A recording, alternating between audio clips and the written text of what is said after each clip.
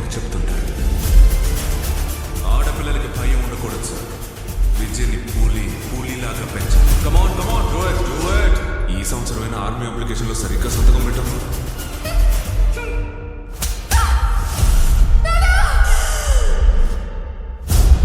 నా కూతుని టచ్ చేయమన్నది ఎవరో ఎవరో.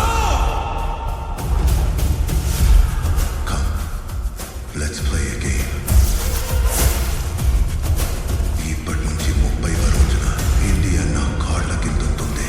ప్లాన్ ఏంటి? ఓఎం ఓయం విధ్వంసం.